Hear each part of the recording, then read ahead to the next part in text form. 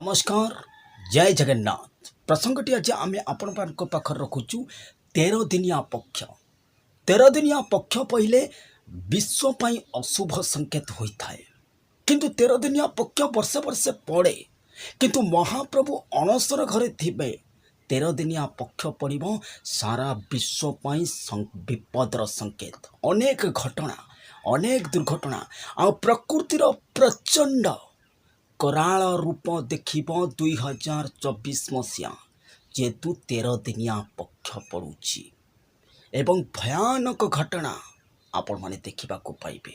अनेक लोक सचेतन करा जाउछि, अनेक लोक टिटिकारी मारी कहउचंती और खराब कमेंट मध्य करूथा भाई जेतेबेले नेड़ी गुण कौन की बोई जीव ना सेतेबेले एई कथा को ही चिंता करूथबो। मने रख 13 दिनिया पक्ष विश्व अशुभ संकेत आपण माने जानी नांती बोधे वर्तमान नाटो बॉर्डर रे रूसिया परमाणु युद्ध तोप मुतयन कर साइलानी।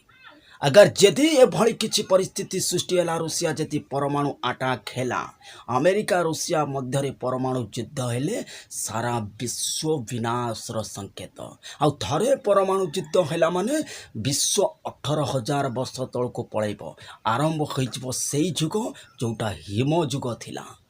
आपण माने मने रखंतु आउ खामखाली नौचंती 13 दिनिया पक्ष विश्व रे अनेक संकट नहीं आसीबा। अथच ये जो देखुना केन्द्र देखिए आपण माने देखिए राजनीतिक कंदल लगी रहीशा राजनीतिक कंदल लगी कौन कही महापुरुष कहले राजनीतिक कल हेब अस्थिर नेता नेता मध्य लागिब कंदल आगु कंदल लागिब। अनेक जगार आपण देखिए प्रचंड बन्या हम अनेक जगह सुखिला पड़े आपन को कह जाइनथिला ना हे मौसुमी शीघ्र आसीबो ओडिशा छुईब। आपण माने देखंतु दुर्बल पड़गलानी मौसुमी स्वाभाविक समय आसला किंतु वर्षिब नहीं कह जाइथिला ना 100% राइट हिक रहिला। आ जो माने खराब कमेंट करूचंती करंतु मोर कोनसी जायस नहीं किंतु 13 दिनिया पक्ष विश्व विपर्जयर संकेत अनेक घटना दुर्घटना को लेकिन आसीबो।